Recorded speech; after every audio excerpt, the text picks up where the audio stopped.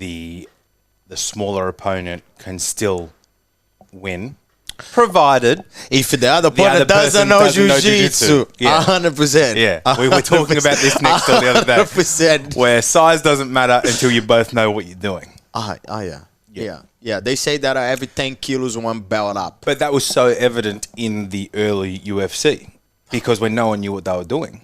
It's still prevalent these days.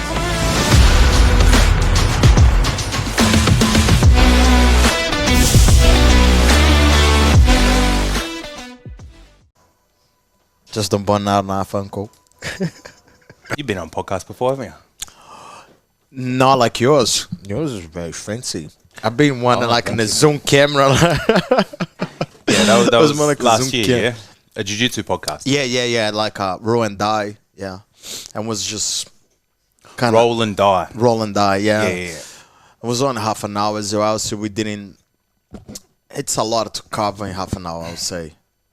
Well, let's welcome our guests to the podcast. Ivan, my next door neighbour, we're really lucky, actually. I felt really grateful that not long after I moved into this building and created Jungle HQ, the stars aligned, and you obviously took over the lease next door from the previous gym owner, who wasn't very happy when I moved in.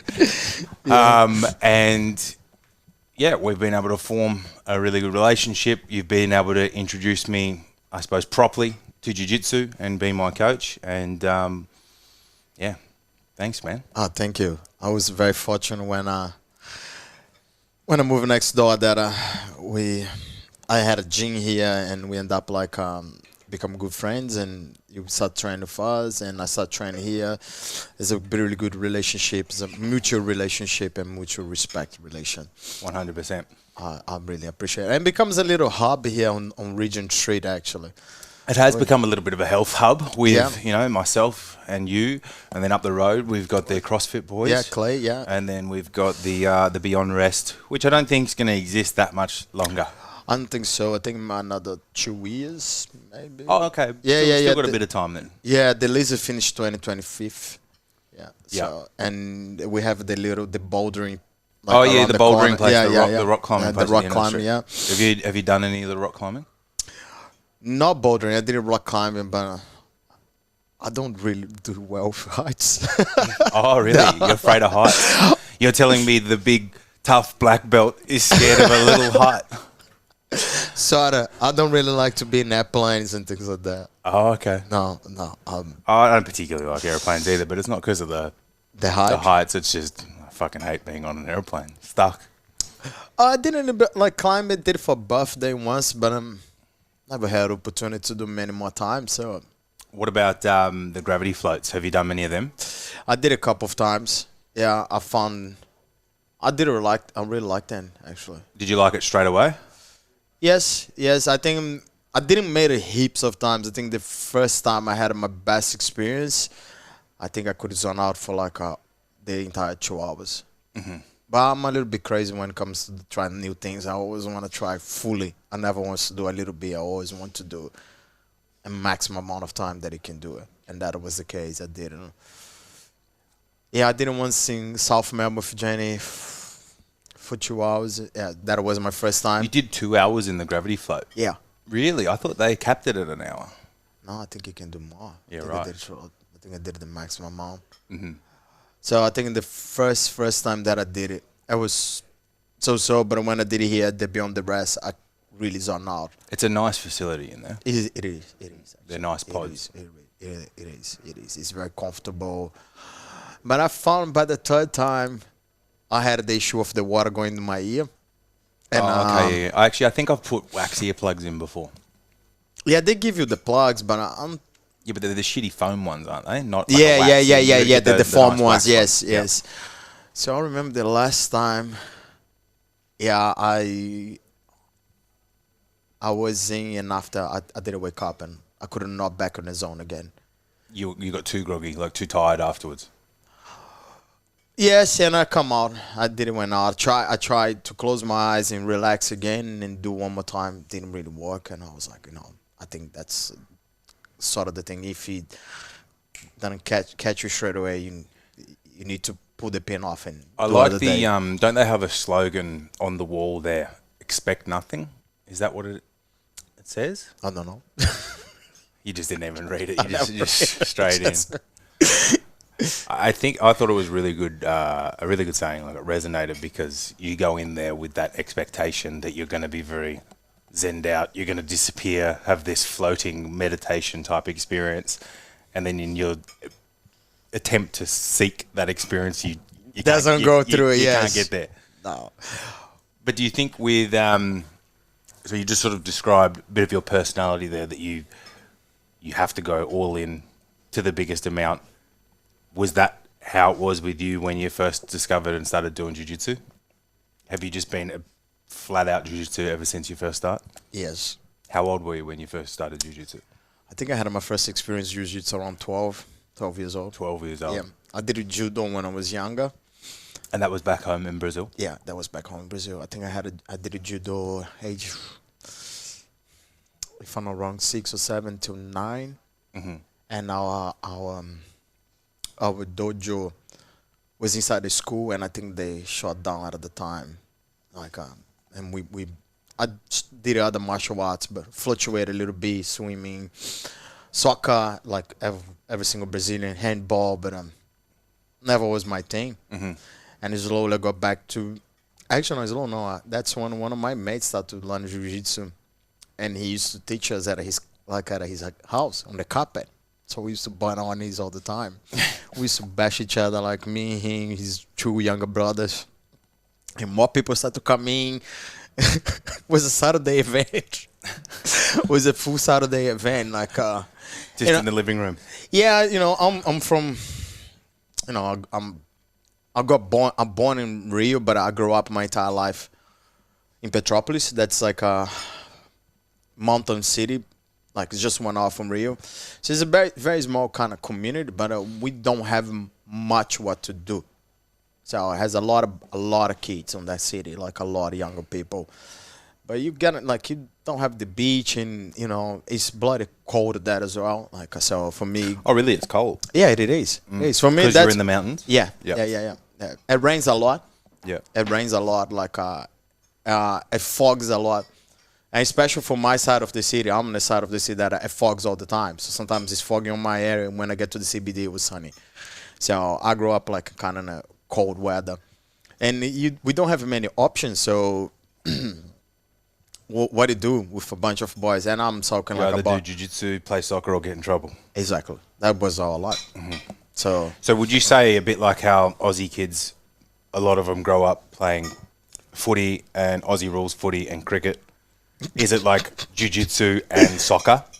Pretty much. In Brazil? Yeah. Yep. Yeah. Jiu-jitsu and soccer. Handball is quite popular as well. Basketball, I think at my time, it wasn't as popular, but handball, we like handball. Handball's cool game.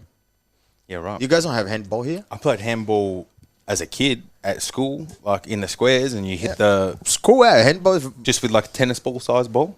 Or you use a bigger ball? It's a bigger... It's like quite a size of a soccer ball. And it's They a little play bit a lot of heavier. handball in prison, don't they? I guess it's a violent sport as well. Like, it's like... Handball's a violent sport. Yeah. Tell me. But because there's a lot of pushing, a lot of dribbling with the ball, so it's kind of like a aquatic polo. Is it called polo or polo aquatic? Water polo? Water polo, yeah. But on concrete. Yeah. Yeah, so it's... So in your handball, version of handball, you're dribbling. Man, It's been a while. yeah, it's been wow. But yeah, we did a little, but soccer always been the main thing. Soccer, I like over here in Australia, you see every single place has a footy field. In Brazil, it's a soccer field. It's like you go to Fiji, it's a rugby field, like everywhere. So soccer is the most popular sport, definitely in Brazil. Boxing is very popular in Brazil as well.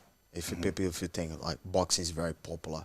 Capoeira, not as much.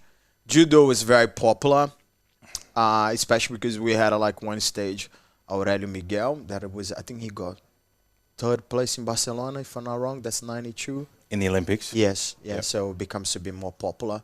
So pretty much all the parents put the kids in and it was a kind of after school program for a lot of us. It was judo. So I got involved with judo, but I saw a little bit of jiu-jitsu happening. I remember I I was even thinking about that last night. But jiu-jitsu was quite mystic at the time. It wasn't like It these was days. quite what, sorry? Mystic. Like it wasn't yeah, like yeah. well, it was a kind of like That's what I was about to ask you. What was the sort of timeline? Because I know most commonly, and you're going to have to correct me if I'm wrong here. Yeah. You know, whenever jiu-jitsu gets mentioned, it usually gets referenced to Brazilian jiu-jitsu. Yes. But there's also Gracie jiu-jitsu. origin, no, I was going to say from Japan. It's jiu-jitsu.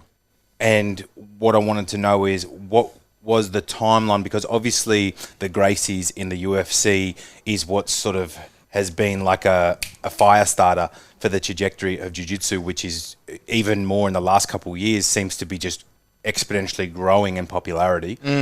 But can you tell me a little bit about the history of jiu-jitsu and the differences between the Japanese and the Brazilian heritage? Yes. So like I think like the Valente brothers, they're really good in like in the history part of jiu-jitsu. And I think they even changed the slogan in the academy. They're not more jiu-jitsu. Jiu-jitsu. I think. So how does that get spelled? J-U. Okay, so there's just no I. No, not Jiu. And that's come the catch. When Japanese moved to Brazil, you know how Brazilians they are. We adapt everything to us, to our style. So like, you has a funny video of like talk about hot dogs. Hot dogs in the US and over here is a sausage and a bun. In Brazil, a hot dog is like is a hot dog. It goes a lot of things in. Okay. Like Mixed. yeah. Whatever you got. Exactly. So Yeah, I've learned through you and Yusuf, you guys eat some wild things back home. yeah, so I think like the Valente brothers put it really well that when the Japanese migrated to Brazil and started to teach jiu-jitsu to Brazilians, they could not say jiu-jitsu. So what's it become? Jiu-jitsu. From a technical point of view, is there much difference? It does. Jiu-jitsu taught by Japanese was a little bit more rougher. Like you need a little bit more strength. Okay. So Helio Gracie adapted the technique to someone weaker, using more leverage angle.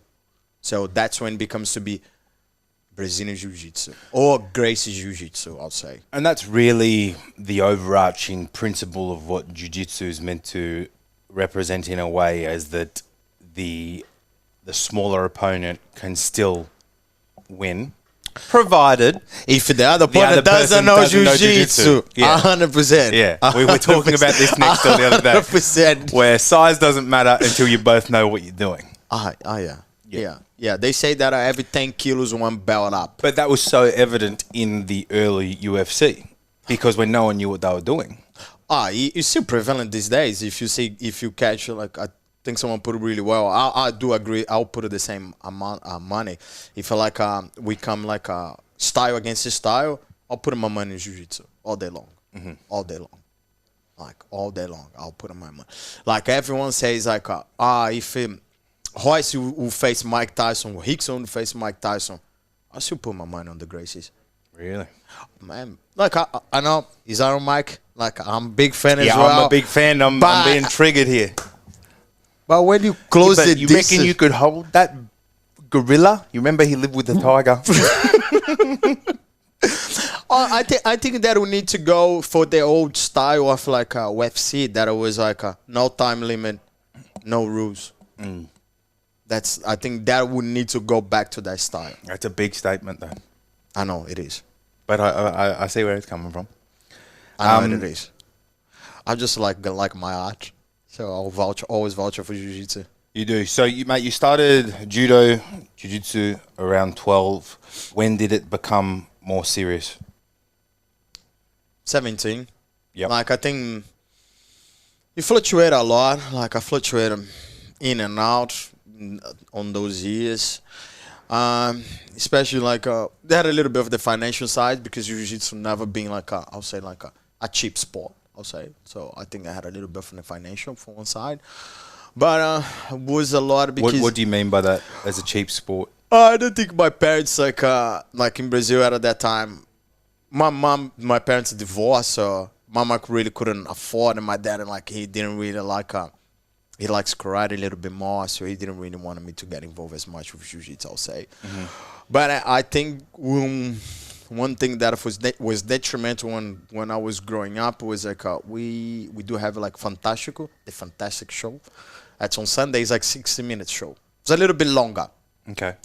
And they Like had on a mainstream TV. yeah, yeah. Yep. That big show on a Sunday night. It goes like for 3, 4, 5 hours show. Yep. And at that time, they had the Pip Boys problem. So jiu-jitsu was a lot of people use jiu-jitsu to fight in nightclubs with dog like people like they called the Pip Boys. That was literally the name. That was pretty much around like So guys were learning jiu-jitsu so Jiu-jitsu. they fuck people up in the nightclubs on the weekend. 100%. Yeah. And a lot of the Gracie families, or a lot of the Gracie, I'm not going to mention names because I'll be unfair to me to mention that this person, that person were involved. But some of them love it. Love it to get a little. But you always, no matter what combat sport, whether it be boxing, kickboxing, taekwondo, you're always going to get a small percentage of any population that are doing it with probably the wrong intentions. I don't know if I want to say the wrong intentions, but they're going to take advantage of those skill sets for the wrong reasons. Yes, yeah. I think that was look. The end of the day, we all end up going to jiu-jitsu because we want to learn how to fight. Yep. We want to learn how to fight, and we want to not only how to defend ourselves, but we want to learn how to fight. That's the truth. I think that at that time that I grew up, it wasn't gang because we're not criminals, but the sense of community and like what we call Bairrismo. Bairrismo is like your neighborhood. Like you belong to the area. So you protect the area. So you fight with people from the other areas for anything. It was normal. Like I'm saying, I'm from a small city. Yeah. If you ask that to my mom, you're going to meet my mom. She's going to say that. So like these boys grew up in a city that didn't have nothing to do. Yep. Too much testosterone. Too many boys. It got like guidance as well. I think it was something else that we didn't have much. Guidance. People to guide us. Just young. Yeah. Like, so what do you do for young people if they're not like occupying their minds? As much as I just made a statement about a very small percentage of any population, you're going to get, dickheads, for a long story short. But I feel like the journey in jiu-jitsu is like the perfect filter to get rid of dickheads, because a dickhead isn't going to be able to survive the first 2 years of getting bashed by everyone. It humbles you. Yeah. It humbles you straight away. So, yeah. And I still remember one of our first training sessions. I was actually gobsmacked. Like, I always had a concept of jiu-jitsu because I've been a fan of it and even mixed martial arts for a while. But, I've got 20 kilos on you.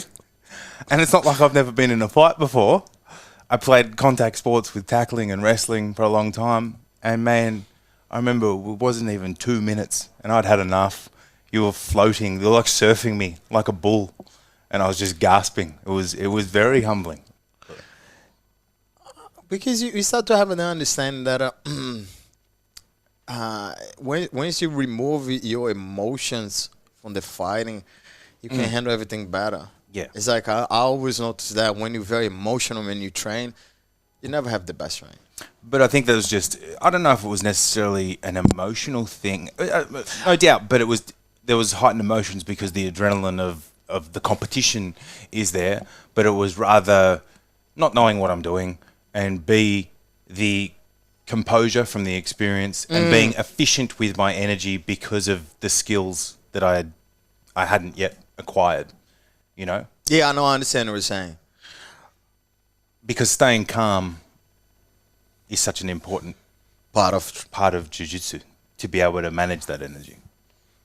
Because in many ways, I'll confidently say that grappling is far more energy expensive than striking.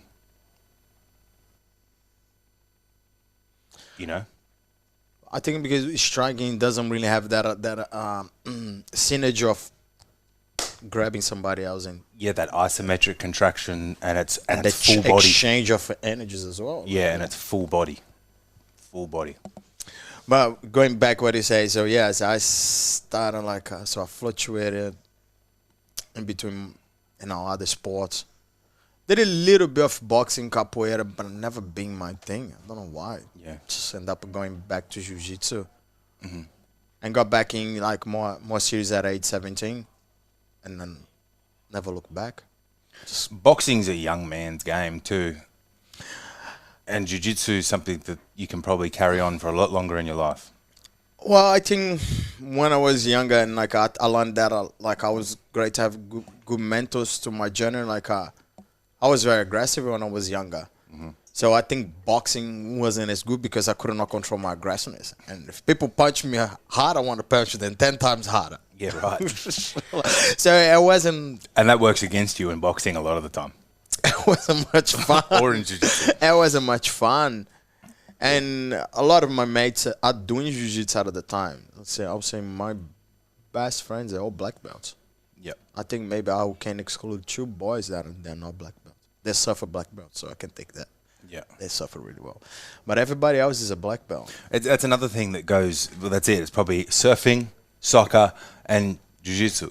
And the cool thing about surfing from the way I think of it is so much of our, whether it be boxing, whether it be grappling, we're always very bundled up. Where surfing, it's the complete opposite direction. So it's a nice counterbalance to keep yourself in decent posture and fitness, I guess. Yes, and they say that it was surfing that I bought up, because jiu-jitsu didn't actually start in Rio. Jiu-jitsu started in the north of Brazil, in Pará. So because when Mitsuma had moved to Brazil and start to teach the grace, I'm not going to go in this subject because there's so much controversial who is teaching, who didn't. But let's say that the Grace family, I started in Pará, that's in the north of Brazil. So when they moved to south of Brazil, like to Rio, and jiu-jitsu started to spread more and did spread to the beach culture, surfing. The beach culture brought that relaxing aspect to jiu-jitsu. Oh, yeah. Like the last, let's speak, go to a judo dojo, very restrict. Go to a karate, very restrict. Very formal. Very formal. Go to a jiu-jitsu. Yeah. Very laid back. Yeah. And you think, and surfing was the influence there? A lot of people said That's surfing cool. was the influence. I of didn't know that. And also, like, I think Hickson put the best definition of, like, Rio to people that have never been there. It's like LA with Captain in the middle. Not like the ways that, because if we think, like, the far parts of, like, majority of the cities tends to be away from the rich areas. In Rio, it's not like that how it works. In Rio, in front of the beach, the favela is like 3-4 blocks behind you. So, who's at the beach? Like the rich boy and the poor boy all together. Everyone plays soccer together. Everyone share like a match. Everyone share like the sunset, the sunrise. So how does that work from a trouble perspective? Is it kind of like neutral grounds? Can shit blow up? Is it then built on respect that everyone by default? Because I think that we've had this kind of conversation here in Australia. Often people are a bit disrespectful. They fucking mouth off because they know they're not going to get hit. Their laws and stuff have changed, but in Rio, it's not like that. Yeah, over there is different. Over there, I think the beach is segregating in sort of ways that I can sound bad when I say that, but I did grow up with. So, for example, we say that Copacabana is for the tourists. What? So Copacabana is for tourist people. Tourist people go to Copacabana. Okay. Yep, tourist people. Like if you go to Arpoador, it's a surfing area. So a lot of surfing. So don't get scared if a board coming in your direction because it's a surfing area. If you go a little bit more forward, Farm de Moedo is a LBTY. So don't get surprised if you see 2 big blokes hugging each other. A little bit more. Okay. If you go a little bit more forward, is the number 9, legalize. So don't get scared if you see people doing drugs there. If you go a little bit more forward, it's like the 10 to the 12 is more like the end of Ipanema and the beginning, and Leblon is family. So what that means? So you got to get your local knowledge. Exactly. You don't go to if you want to use your drugs or whatever you want to do, you don't go to the family area because people in the family area are gonna say to you to move on. Exactly. If you're not happy to see people hugging each other, boys, guys, whatever your beliefs are, you don't go to the number 8. Like if you don't want to get hit by a board, you don't go to to the 7. So that's how it works over there. When it comes to the criminal part, sometimes it's hard to say because it's like sometimes it's not the boys on that specific favela they are robbing. It's people from other favelas that hop in the bus and they go there to do what we call like a arrastão. Like there comes like 20, 30 persons running from one side of the beach to the other. Because it's interesting, like in South Africa, in their version of the favelas, like from what I understand, is that the people that live there, they don't do crime in those areas. They leave the favelas, and because if you get caught stealing from other people inside that community, the consequences are they have their own law. Oh yeah, no, inside the community, yes. Yeah. But that doesn't really apply to like what we call asphalt. Asphalt would be like on the streets, outside of the favela. So I'm not being real for many, many years. So I sometimes, well, I was there with we there like this year, and then one of my mates, he say, be careful when you come to the beach in the afternoon. And I was like, oh man, come on. He's like, be careful when you come to the beach in the afternoon. And myself, my partner, and my boy, we went to the beach like a Sunday afternoon after Christmas. And you could see how... You could feel that energy in the air. Yeah, because I'm from there, so I can. You can see the moving parts. Yeah, you can see they're trying to scam you. Yeah. You can see they're trying to read where you're gonna go, especially like my partner to being Australian, like they yeah, white girl. Yeah, exactly. Yeah. White girl, blonde hair. Like they actually thought like we live in Miami. A lot of them come and say like they thought I was a soccer player. Or like I'm nothing like a soccer player. But because we speak English all the time, you could see that gringo. Oh. And you're saying you got to be careful with the airports. Oh yeah. With your bags and 100%. 100%. Is Rio is a hustler city. So when you're there all the time, you grow up with that. It's like you can see people trying to rob you, scam you. That must have been pretty exciting though, and parts of it fun as a young fella. I think it was. Like it wouldn't have all been like I'm sure there's plenty of bad things that you could tell like stories about, but I'm sure there was a lot of it that you loved and enjoyed and had some fun with. Oh yeah, definitely. Yeah, exactly. Definitely, because it's like he's. Like it's exciting. It is. Like I'm saying, it's like the good and the bad, the evil, everything in the same place. So, and look, I'm grew up in Rio, like in late 2000s. Like when I was talking to my uncle, he lived in Rio like in early, like they all grew up in Rio, like in early 80s. It's like it used to be a paradise. I say to people like these guys that got the 70s, 80s in Rio, like they probably got the best part of Rio, the best. Time. And that's when the jiu-jitsu culture was growing, like in the end of the 70s, beginning of 80s, before like UFC blew up. Yep. Like so it's a very cosmopolitan type of city as well. Rio. And how old were you when you got your black belt? You gotta make me sound like old now. 20, 23, 24, something like that. Yeah. I can't remember exact dates. Around then though. Yeah, around that age. Okay, I won't tell everyone how long. Later. Because I moved to Australia, I was 26. So, yeah, I was already 28. Sorry. Yeah, I was already getting late. Talk to me about your transition and move to Australia. In how long had you been sort of manifesting or thinking about that? Why Australia? Was that process difficult? What did that look like for you? Yeah, it was a difficult process. Why Australia? I just had 2 mates that got coming back from Australia, and I was thinking to go to US, and they pitched to me one day, like on a Wednesday, like a classical Wednesday Rio soccer game party. They pitched to me like, no, don't go to America, go to Australia. Australians are cool. You're going to love them. These guys are really cool. They're very similar to us. And I found like, oh, and that's true. We have very similarities. What similarities do you think that you've found common between Australians and Brazilians? Oh, I need to think a little bit. Is it like attitude? I think yes, it would be the most aspect in attitude. Okay. Yeah, it's like I found that you guys here like protect your mates like that we would protect our brothers over there. I think like the culture side is like I have some similarities. So I found that going to like to US, I could work, but I found that Australia was maybe a better opportunity, and I just didn't, like I say, I'm all-in type of person.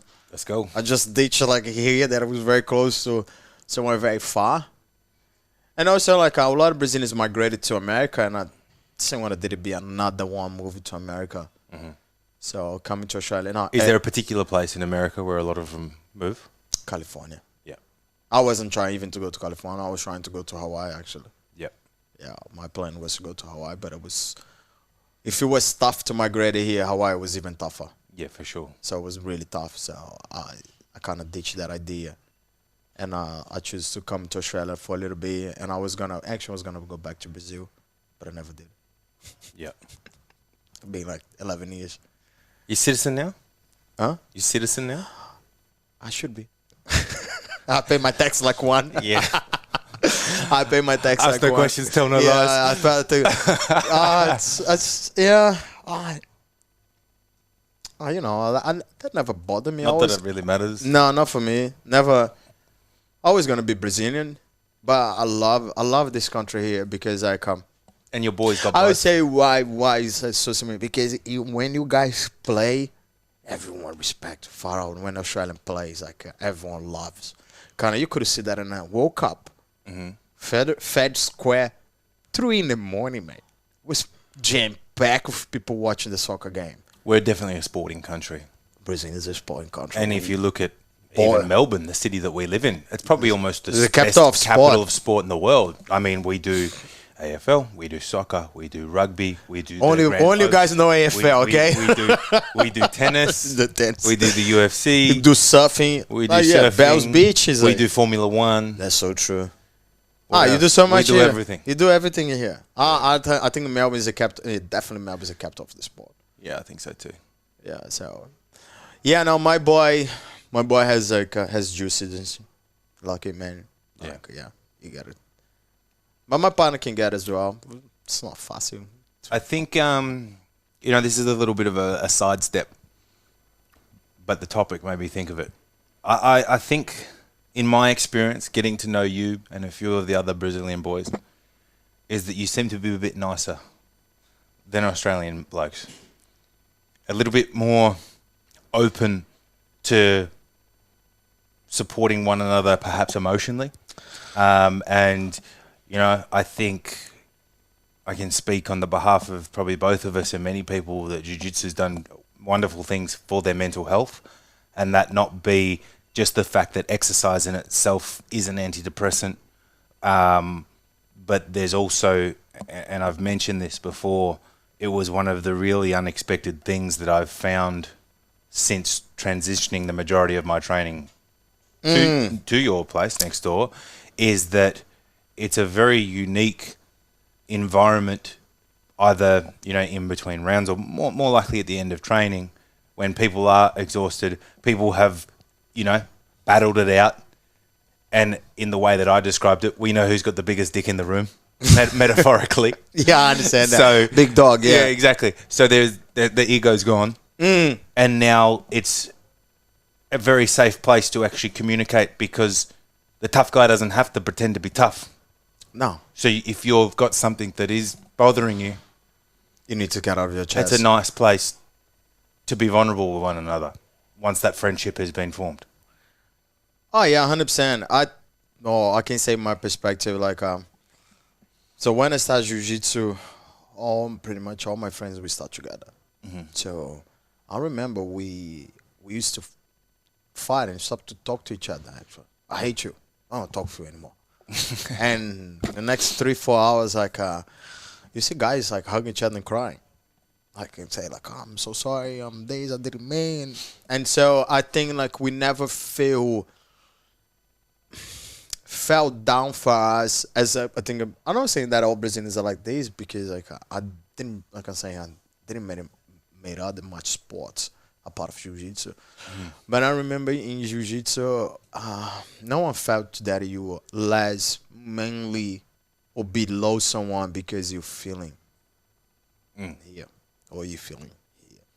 No one ever. Actually, my best mentors they used to always say to me like, it's like like the big man upstairs, he gives the best battles to the best fighters.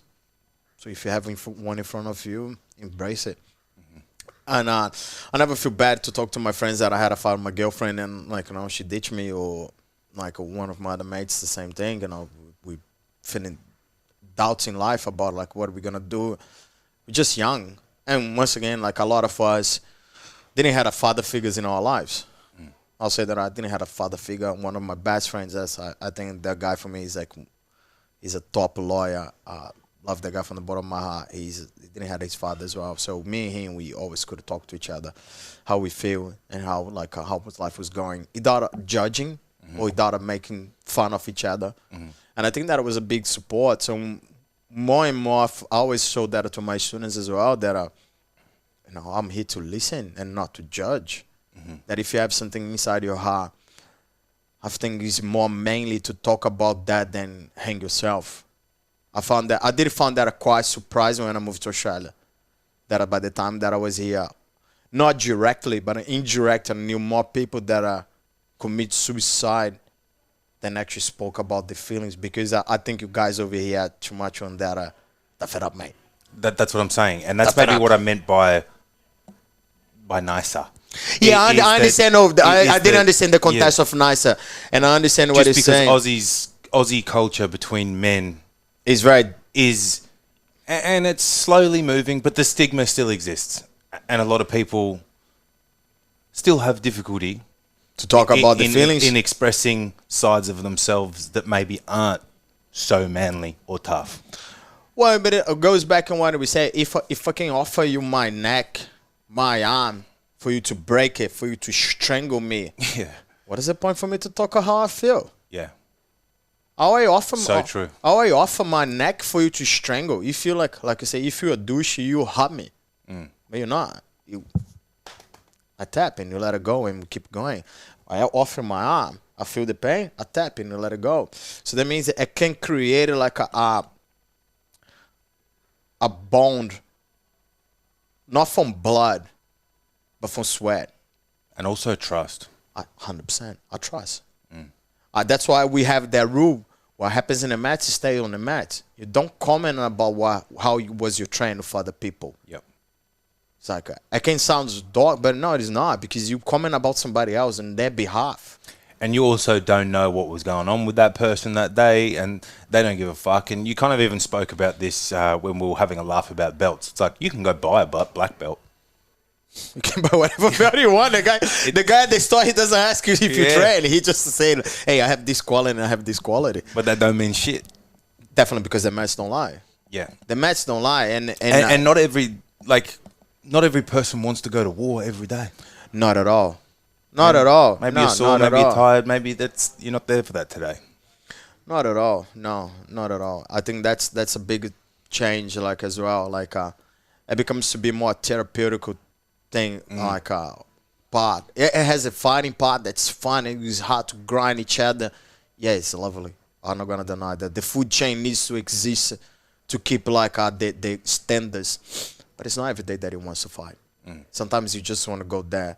To be honest, sometimes you just want to go there and sit on the mats because it makes you what you say. It makes you comfortable and make you feel that you can be vulnerable to other people. You can be vulnerable to your teammates, knowing that your teammates not gonna be pick on you and think like you last man. And I think that's in Brazil is a little bit like that as well, especially like with the introduction of like phones. Phone is a big problem for us because we're getting judged for a lot of people outside of our circuit, and we feel that we need to put the mask all the time. But when you're there, the mask can drop. You don't need to be happy all the time. Like everyone has issues. Like I do have issues, and like sometimes my students come to me and they talk to me. They ask how I feel, and cause I feel comfortable to tell them that I've been having a hard time. I've been having a hard day. That I for more that I'm a leader, I can fail as well. But man, I think that was really powerful what you said. It's actually more manly to speak about your feelings than it is to hang yourself. And it's not. That's powerful. And it's not. I'll be honest. I've been having a hard time like these last 3 weeks. My partner being away. I've been with my boy by myself. I've been a full-time dad, running my business, running a household, running a dog that he has his own necessities. And I was struggling, actually. I've been struggling a little bit. But every time when I do a private class with Frank, that's a guy that is older than me, or with Jared, that's someone that has 70 years old, and I see the smile on their face, like how happy they get. Actually makes me feel really good, because it makes me feel like I talk to them like how I'm feeling. And I can listen to the experience of someone that's older than me, that's been married for longer, that face a different challenge than mine, to give me some advice. But if I keep that to myself, say I'll never be able to say I'm doing that with you here and exposing myself because I trust you. Like I don't know who's gonna listen to the other side, but the fact that I know that you being humble and you listen not only with your ears but with your heart makes me comfortable to, this guy like that can jack up like 100K like in the bench press. He's actually like he has a heart as well. He can listen to me. Was that one of the things that surprised you a little bit on our journey? Because I know you've kind of made jokes about it, and you made those jokes when you gave me my blue belt. Is that when you're first moving, you think, oh, these fucking bodybuilders. And I was always like, fuck you, don't call me a bodybuilder. I teach bodybuilders just as much as what you do. But then, yeah.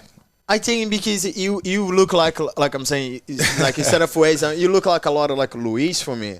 Like my mate in Brazil. He's very quiet, hard to read, but man, that boy is he's a big heart. That boy is such a good boy.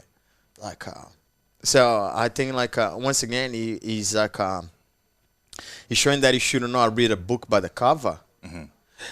But I found that it would be hard. We only had interactions. I'll say if I only came here to lift weights. Yeah, we hadn't been on the mats yet. Yeah, I think because the fact that you been in the mats and you met Youssef, that is a guy that is older than us. That passed different things, and we all start hanging out and have a chat and laugh after training. What I'm saying to you, like in jiu-jitsu, one of the things that see, my partner complains a lot that to me, that every time that I train, my train never goes for 1 hour, always go for almost 2. Yeah. Because it happened in the end of the train, the resenha, people sit down on the mat and they talk.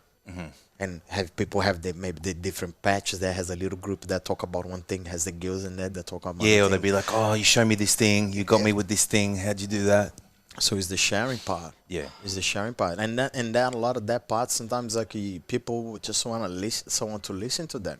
Yeah. That's a little bit advice or someone that Do you think that there's still a big misconception about that? Because there's obviously, put it this way, I get people that are intimidated to come to this gym because gym's scary and intimidating.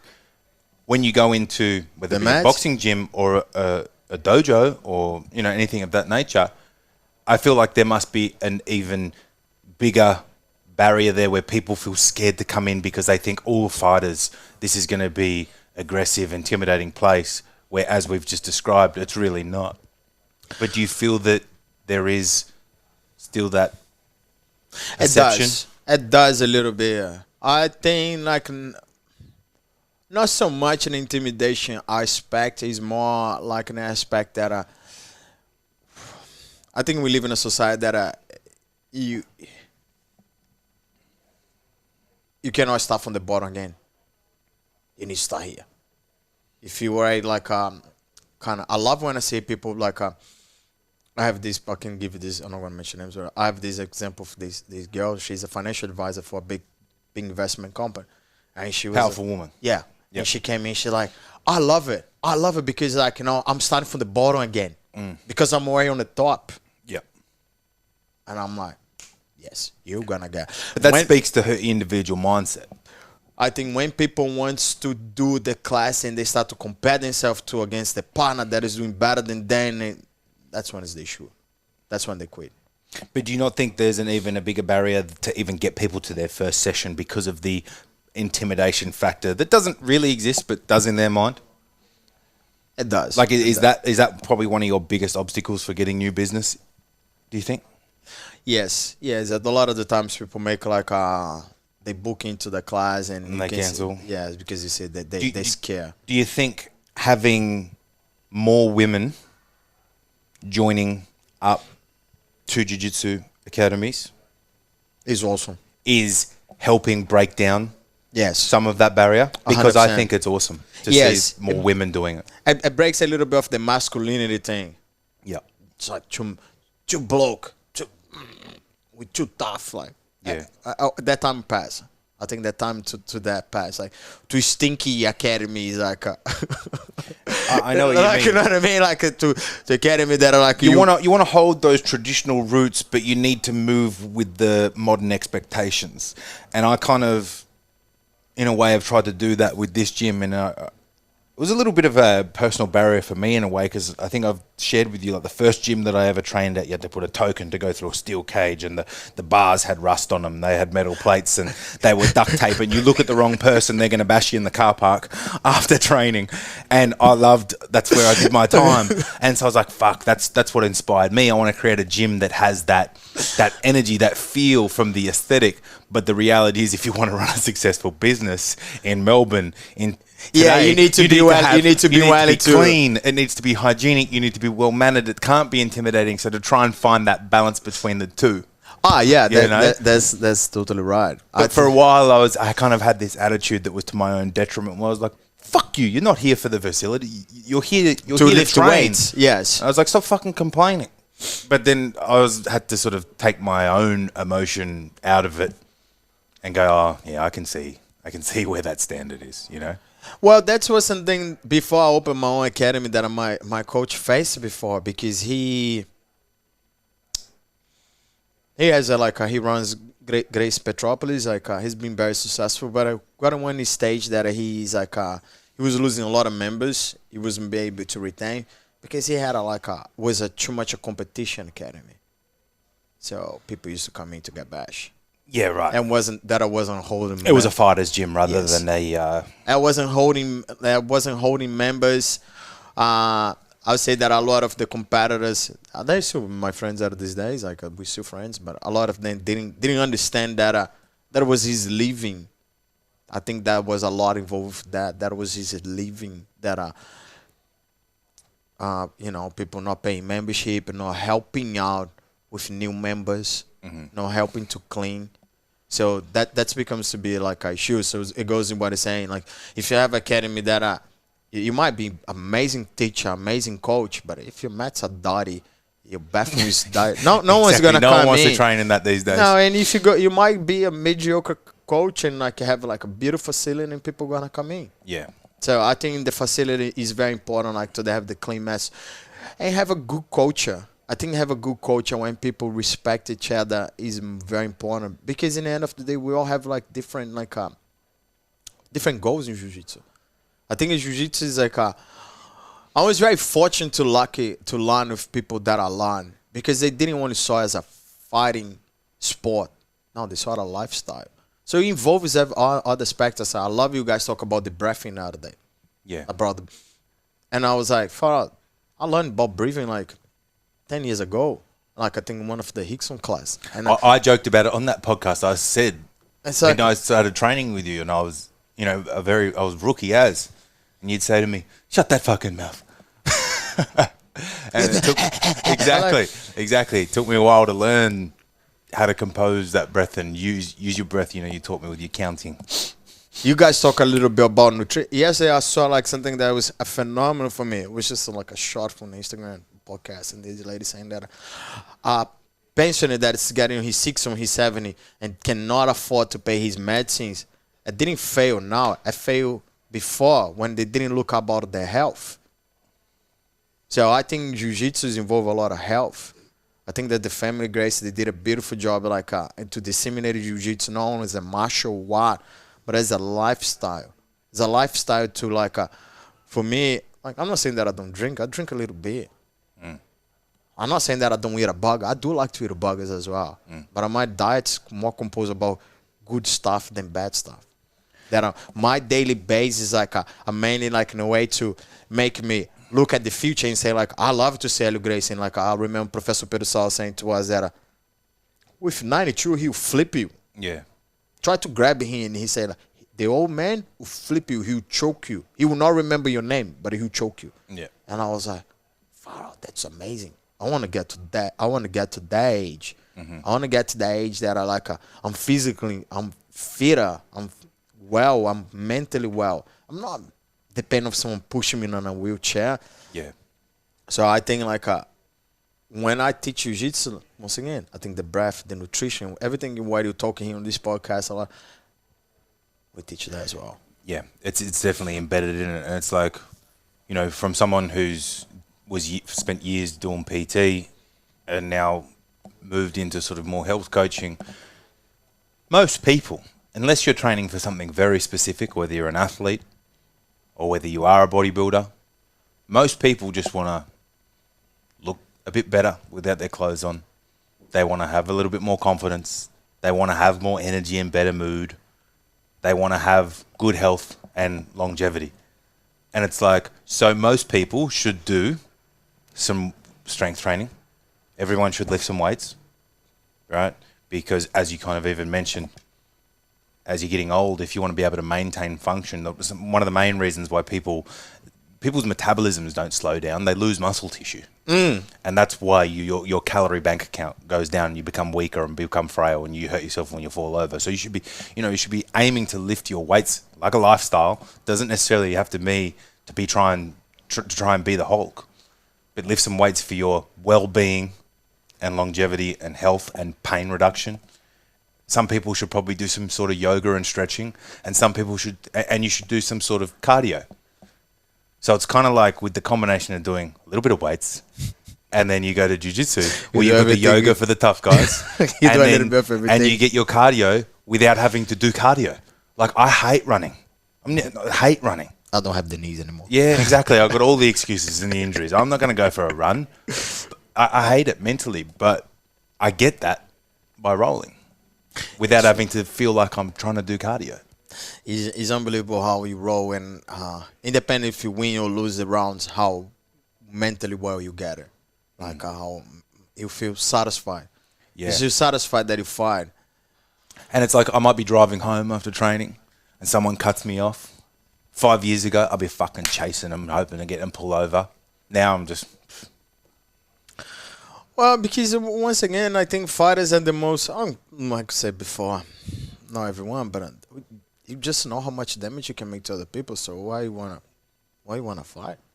Yeah. Like you wanna fight people that want to know how to fight. Yeah. They can give you a hard time, or you can give them a hard time. It's like fight for minor stuff, I think becomes to be unreasonable. You becomes a bit more tolerant to stress of life. And like, you know, life is a fighting. Like we born fighting. Yeah, and I mean, yeah, take that with a grain of salt. I just more mean that once I've trained, like, you know, I'm exhausted. I've left it all on the mat. I'm therapeutic. Like, I don't care. You want to get mad, whatever. But that's also come with probably a bit of maturity and perspective and understanding that if somebody has the ability to make me angry, then they are my master. You know? So now I'm like, look, I try and look at it more from a place of empathy in a way that if you're skitzing out at me on the road, I'd be like, man, I feel sorry for you that, like, you know, you're getting that wound up. That's you know, so my true. problems are what I decide to make them. It's only going to affect me if I give light to it. That's what I think that's why, like I'm saying, like jiu-jitsu is not only like a martial arts in a way that like the fighting aspect is a tool to improve your life in the different aspects of like your mental health, like to like your tolerance against like setbacks. I think because frustration is something that you do straight away in the mats. You win and losing. Well, let's talk a little bit about sort of the stages of the belts and maybe what they what they mean? Or do you not want to talk about that? I can talk about that. Because people often say that like white belt's the belt of survival. Yeah. Blue belt meant to be that you're competent against someone who doesn't know jiu-jitsu. It's your survival. Purple belt's probably where you start to figure out your game. That's when you polish more your game. Browns and blacks like when you fully like start to integrate everything together. Yeah. But I think the learning never stop. Like every person gonna have a different definition of what that means about.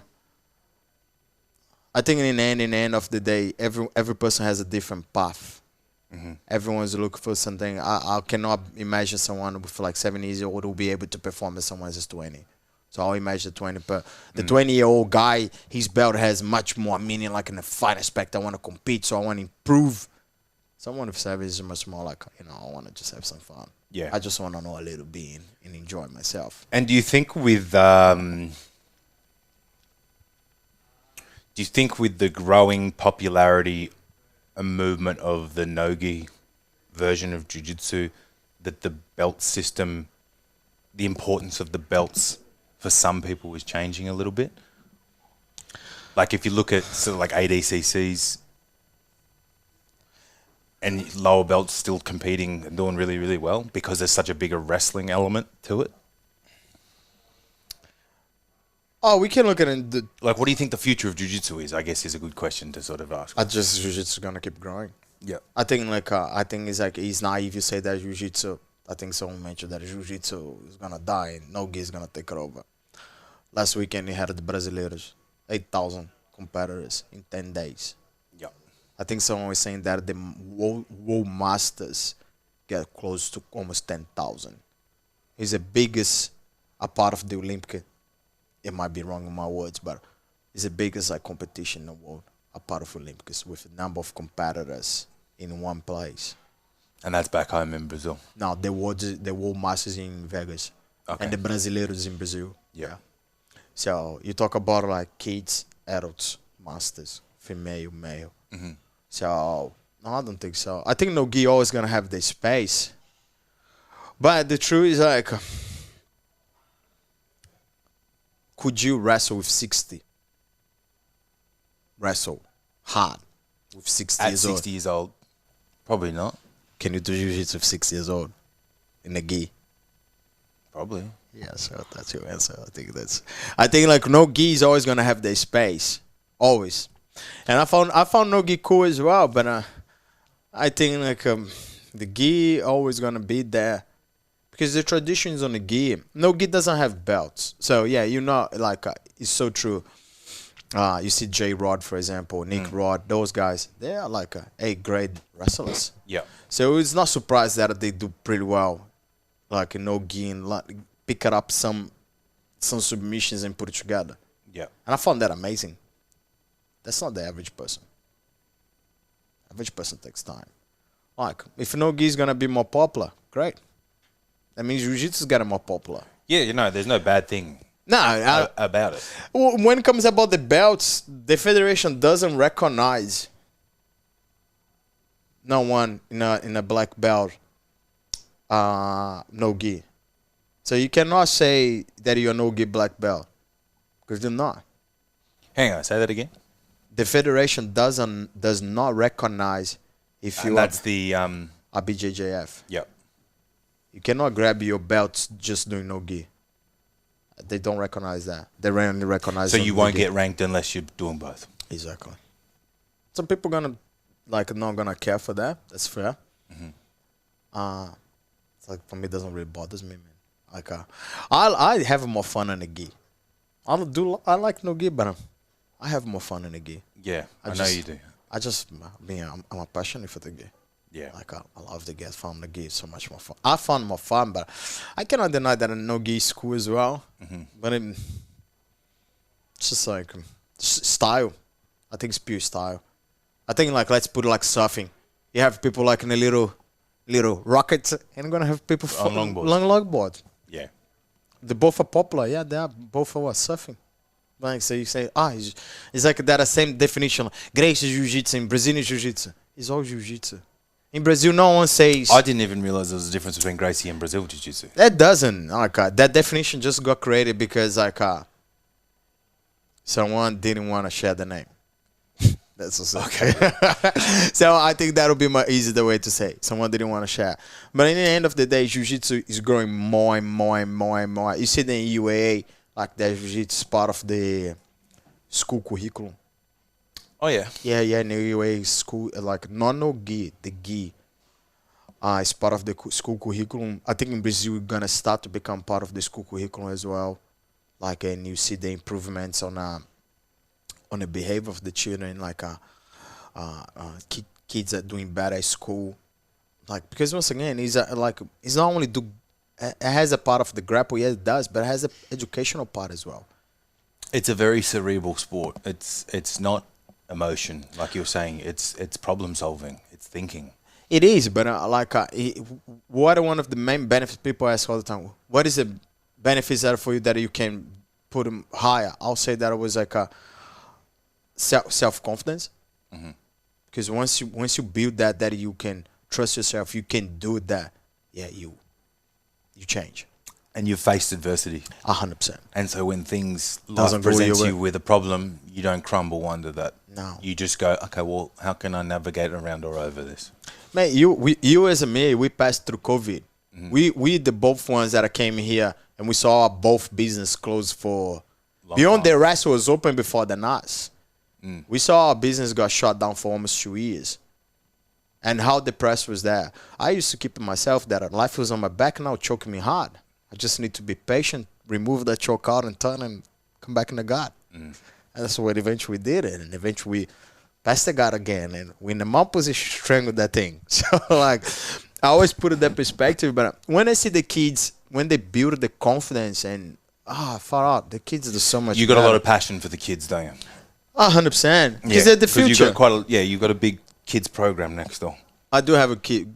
Yeah, it's true. My kids program's pretty good. Like, and It's a big part of your business. It is. But I think that's awesome.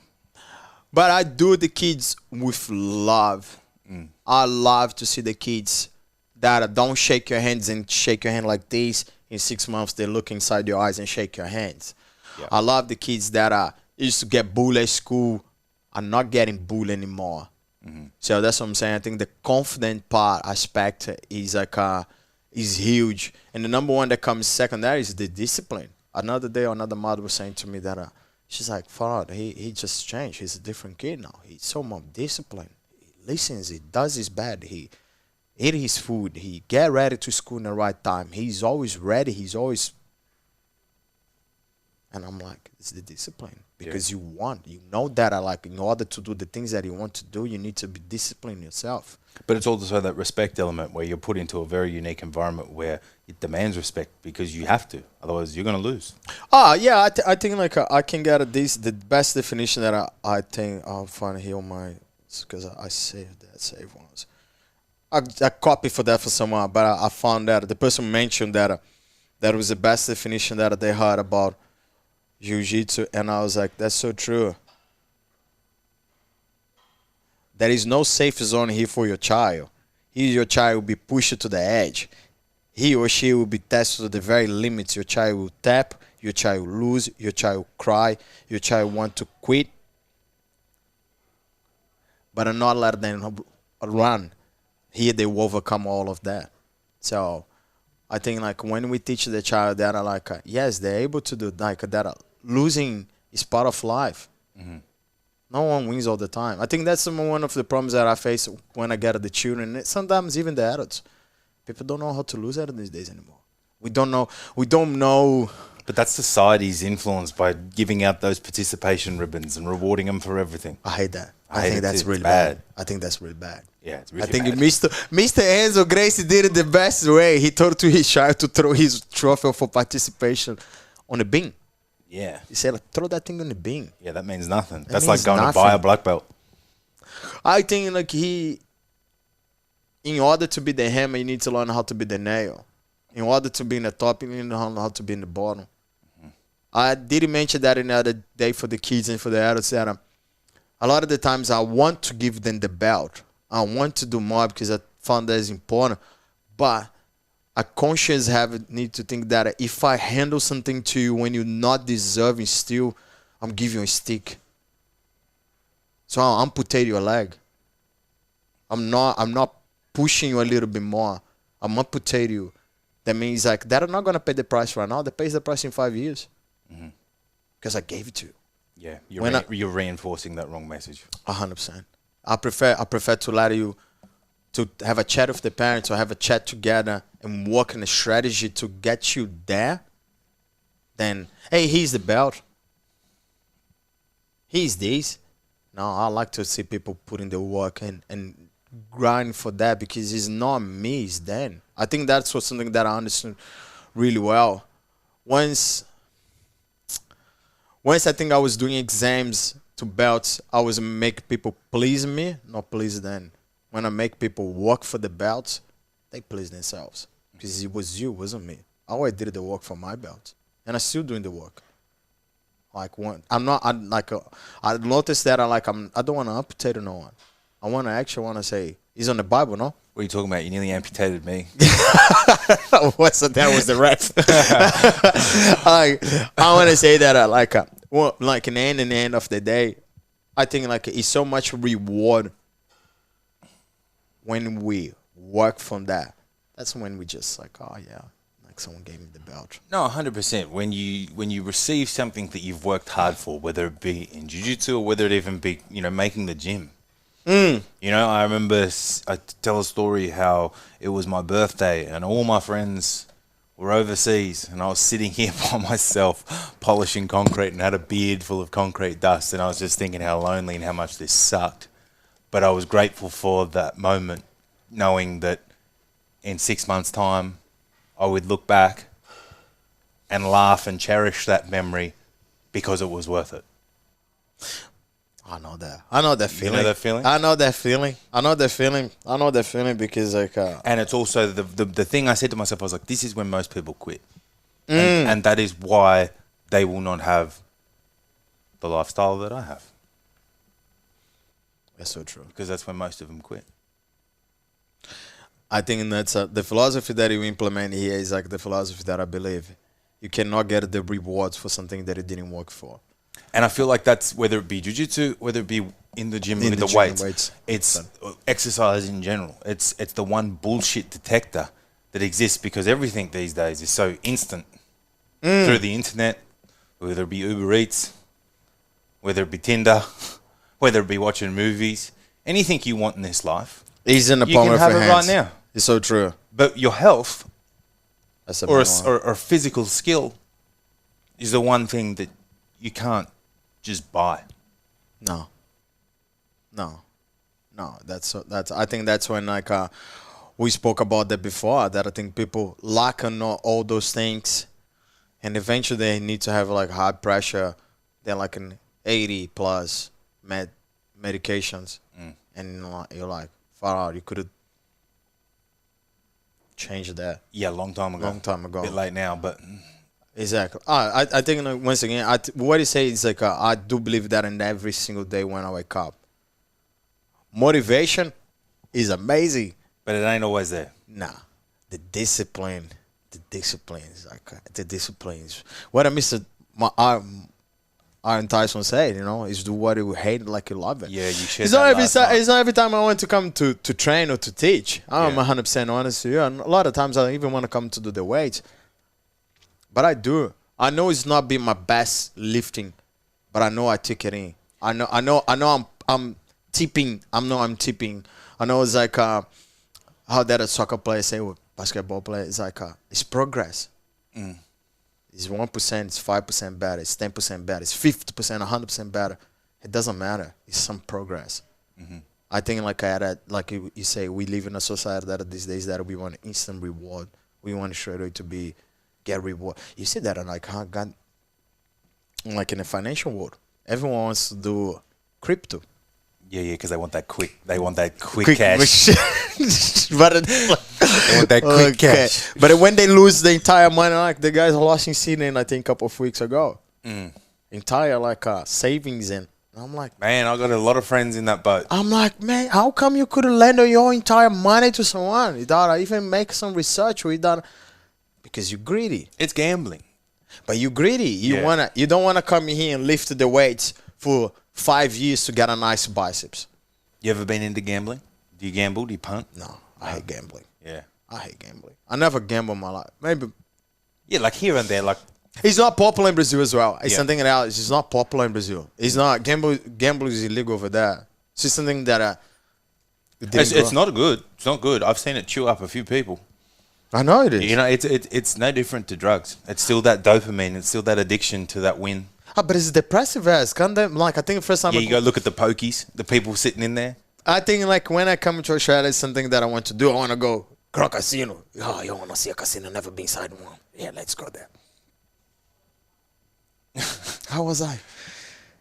That's not the environment that I want to be. I want to It's be a very depressing environment. If you step back and just watch, it's a pretty depressing environment. But my lifestyle, the way that like I'm saying, the way that I grow up, like in Rio, like especially when I quit. Should not say that. I left uni. I didn't quit. I left uni because I wanted to come to Australia.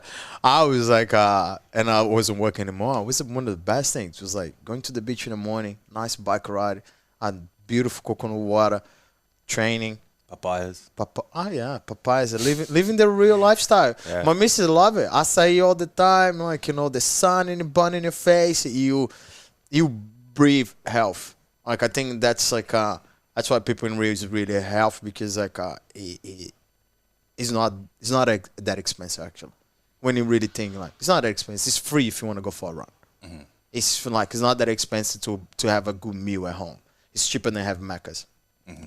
It just takes a little bit more work. I think that's definitely a fallacy that exists amongst a lot of people that they use an excuse that they think being healthy is expensive. That's bullshit. That's bullshit. You don't have I get it. Not everybody can afford organic meat, but like if we look at the spectrum of things of what's on that list that you should be looking to improve, it doesn't. No, you can make dramatic health improvements. You said it yourself. It doesn't cost anything to go outside for a walk. It doesn't cost anything to go for a swim at the beach, and you've all got a choice. Like takeout costs more money. Oh yeah, look at rice. Rice costs you what, $2? Like a pack, yeah. Exactly. You can make 5-6 meals easy with that. No, easily. Oh, we're not saying like you put it like an exact right point. Like if you want to eat organic and have a PT, and yes, that will cost you money. But I can say easily here that I don't remember the last time I got sick. Mm. Do you know what? Jiu-Jitsu's made my immune system stronger. I believe that 100% because of all the shared bacteria. And probably their sweat in the mouth. Sweat, exactly. That's what I mean. I've shared sweat. Sweat in the mouth. And you roll with him, and he roll with him, and him. And there's just, at the end, it's just wet. Mate, my immune system has got so much better since I've trained jiu-jitsu. But you happy as well when like... we were saying this even about Kaiki. Oh man, that kid not gonna and get your sick. kid, he does not get sick. That and kid he's doesn't playing get with sick. Biggie's ball. He got dirt in his mouth. It's Man, mad. that kid drink water for the dog's ball sometimes. Yeah, he's a little bit disgusting. But yeah, I do believe like that the fact that he always grabbing, sharing, and makes him stronger. But he lives a positive life. I think that's when it's something that I always think impressive. Especially like I did it like did face depression before. Like I'm a human being.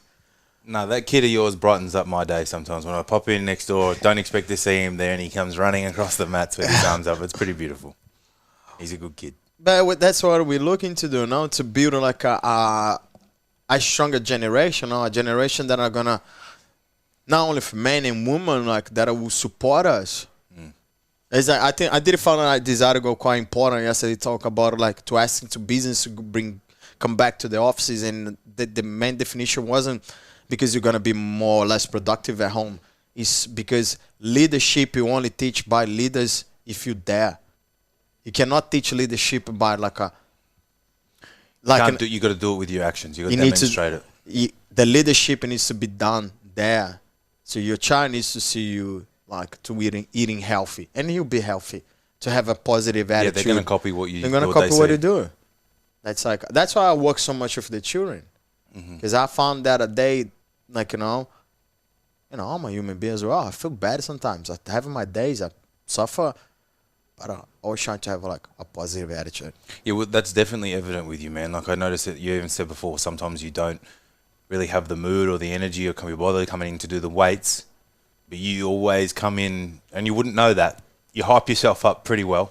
You make your environment like. I started getting FOMO. I'm like, man, I want in on these afternoon sessions where I'm usually not here with Hape on you because I put the funky music to listen. Yeah, I'm like, because I fall victim to that. I'm like, I can't be fucked, and I'm a bit lazy. I'm like, that energy is contagious, and I love that. I'm like, I wanna be a part of that session. You do a great job of being your own support crew.